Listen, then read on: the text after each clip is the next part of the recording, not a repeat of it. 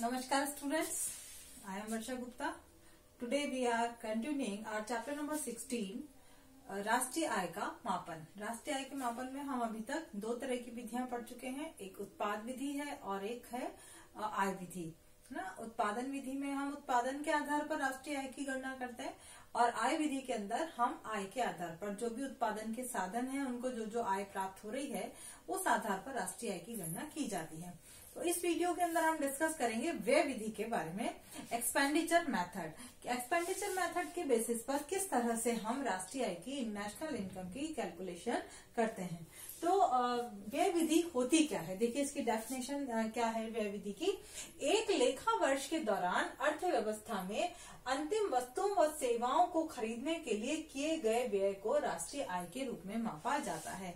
तो यहाँ पर स्टूडेंट देखें, एक तो सबसे पहली बात जो हमारी डेफिनेशन में आ रही है वो आ रही है एक लेखा वर्ष, यानी कि जो हमारा फाइनेंशियल ईयर है 1 अप्रैल से लेकर के और 31 मार्च तक का जो टाइम है उसी के अंदर है ना, उसके अंदर उस लेखा वर्ष के दौरान, एक साल के दौरान अर्थव्यवस्था में अंतिम वस्तुओं और सेवाओं पर, अंतिम वस्तुओं और सेवाओं का मतलब आप अच्छी तरह समझ गए हैं, अंतिम वस्तुएं जो कि अंतिम रूप से उपभोक्ताओं के द्वारा उपभोग में प्रयोग में ली जाती हैं, चाहे उत्पादकों के द्वारा प्रयोग में ली जाती हैं, लेकिन ये वे वस्तुएं होती हैं जिनको कि अभी दोबारा उत्पादन प्रक्रिया से नहीं गुजरना है।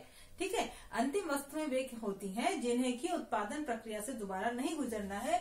इसलिए इन अंतिम वस्तुओं और सेवाओं को खरीदने के लिए जितना भी व्यय किया जाता है वो सारा हमारा व्यय विधि के अंदर कैलकुलेट होता है और उस आधार पर भी हम राष्ट्रीय आय की गणना करते हैं। अब क्वेश्चन ये आता है कि इस व्यय को हम किस तरह से गणना करें, व्यय कैसे निकालें, कैसे कैसे पता लगेगा कि किन किन चीजों पर हमने खर्च किया है। तो इसको हमने जो एक वर्ष के दौरान, एक साल के दौरान जितना भी अर्थव्यवस्था के अंदर व्यय किया जाता है उसके प्रमुख घटक 4 हैं। 4 भागों में उसको हम बांट देते हैं। पहला है हमारा निजी उपभोग व्यय।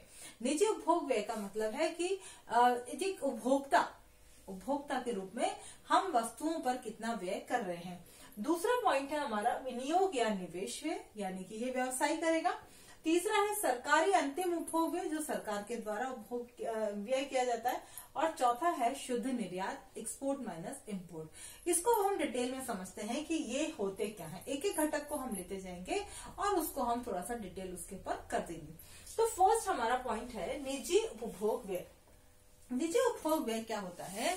निजी उपभोग से आपको पता लग रहा है कि उपभोग पर किया जाने वाला है, यानी कि व्यक्ति जब अपनी आवश्यकताओं को पूरा करने के लिए वस्तुओं और सेवाओं पर व्यय करता है तो उसे हम क्या कहते हैं? निजी उपभोग व्यय कहते हैं।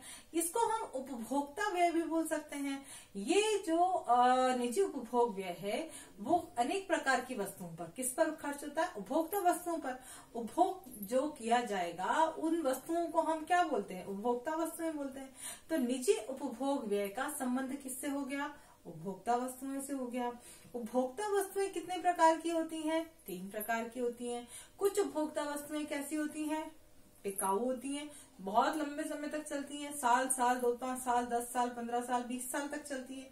तो ये क्या होती है? टिकाऊ उपभोक्ता वस्तुएं होती हैं।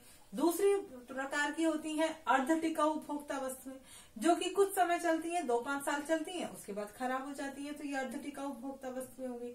कुछ होती है उपभोक्ता वस्तुएं शीघ्र नाशवान वस्तुएं। इन तीनों ही तरह की उपभोक्ता वस्तुओं को हम निजी उपभोग में, यानी हम इन तीनों तरह की वस्तुओं पर जितना भी व्यय कर रहे हैं वो सारा कैलकुलेट हमारा किसमें होगा? निजी उपभोग व्यय के अंदर होता है। इसको हम निजी उपभोग व्यय को हम सी के द्वारा डिनोट करते हैं। कैसे करते हैं? सी, कंजम्पशन इसको हम बोलते हैं। सेकेंड पॉइंट हमारा आता है विनियोग व्यय। विनियोग का मतलब क्या हो गया? इन्वेस्टमेंट हो गया। इसको हम आई से डिनोट करेंगे। किससे करेंगे? आई यानी इन्वेस्टमेंट। अब इन्वेस्टमेंट, अर्थव्यवस्था के अंदर जितना भी इन्वेस्टमेंट किया जा रहा है, जितना भी निवेश पर खर्च किया जा रहा है वो सारा राष्ट्रीय आय की गणना में शामिल किया जाएगा।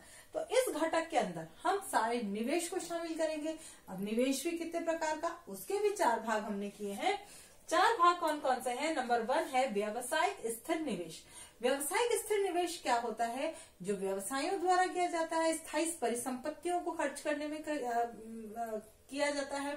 फॉर एग्जाम्पल कि एक फर्म है, वो अपना उत्पादन कार्य करने के लिए एक पूरी मशीनरी खरीदती है, अपना संयंत्र खरीदती है, तो उस संयंत्र पर जो खर्च किया उसने वो आपका स्थिर निवेश कहलाएगा। अगर कोई भवन खरीदा वो आपका स्थिर निवेश होगा। अगर कोई जमीन खरीदी, भूमि खरीदी, वो आपका स्थिर निवेश होगा। किसका? व्यावसायिक स्थिर निवेश। ठीक है। दूसरा है माल के भंडारों में निवेश।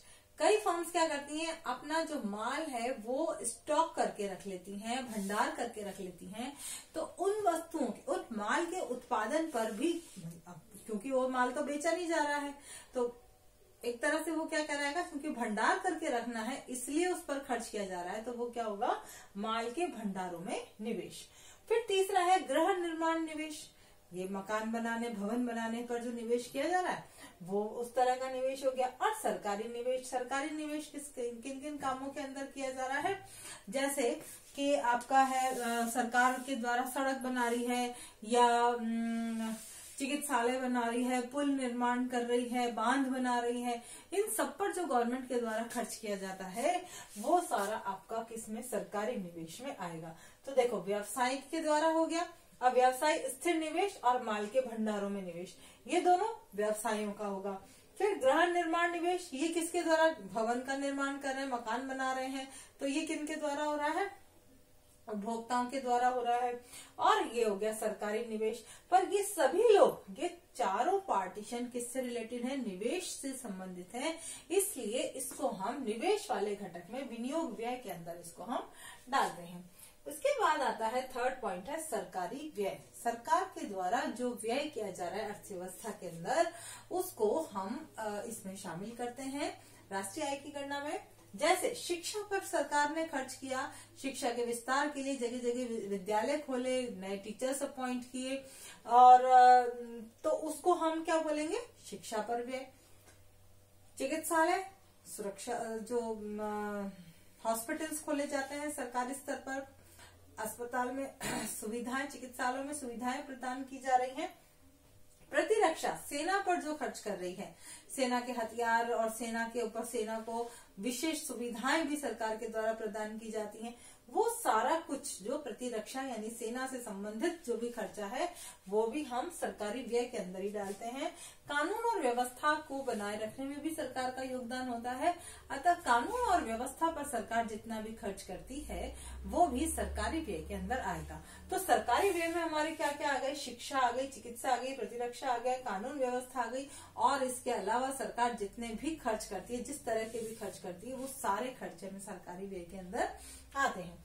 इसके बाद हमारा एक और पॉइंट बचता है, वो है शुद्ध निर्यात। शुद्ध निर्यात का मतलब होता है कि जब हम अपने निर्यातों में से आयात घटाते हैं। एक देश क्या करता है, निर्यात भी करता है और उसे आयात भी करना पड़ता है। निर्यात करने का मतलब क्या है कि विदेशी कंपनीज हमसे माल खरीद रही हैं, ठीक है, हमसे हमारा माल खरीद रही हैं और बदले में हमें विदेशी मुद्रा प्राप्त हो रही है। तो यहाँ पर ये क्या हो गया, निर्यात करने से क्या हो रहा है, हमें प्राप्तियां हो रही हैं। आयात का मतलब क्या हो गया कि हम विदेशों से माल को मंगा रहे हैं अपनी आवश्यकता को पूरा करने के लिए। तो आयात करने पर हमें क्या करना पड़ रहा है, भुगतान करना पड़ रहा है। तो जो निर्यात है वो एक तरह से हमारी क्या हो गई, प्राप्तियां हो गई, और आयात हमारे लिए क्या हो गए, भुगतान हो गए। तो प्राप्तियों में से जब हम भुगतान को घटाते हैं तो जो नेट प्रॉफिट हमारा बच रहा है उसी को हम बोलते हैं शुद्ध निर्यात। एक निश्चित अवधि में होने वाले आयात व निर्यात के अंतर को हम शुद्ध निर्यात कहते हैं। इस शुद्ध निर्यात को हम x माइनस m के द्वारा भी डिनोट कर देते हैं। x माइनस m, x मतलब एक्सपोर्ट माइनस इम्पोर्ट के द्वारा इसको डिनोट किया जाता है। तो ये था हमारा व्यय विधि। इस व्यय विधि के अंदर हम इस तरह से ये चार पार्ट के अंदर व्ययों को देखते हैं। इसके चार घटक हैं और इन चारों घटकों के अंदर अलग अलग किस तरह से इसकी गणना की जाती है इसको हमने डिटेल में समझ लिया। तो ये स्टूडेंट्स था हमारा व्यय विधि के राष्ट्रीय आय की गणना व्यय विधि के आधार पर। आज की वीडियो में इतना ही। Thank you and have a nice day.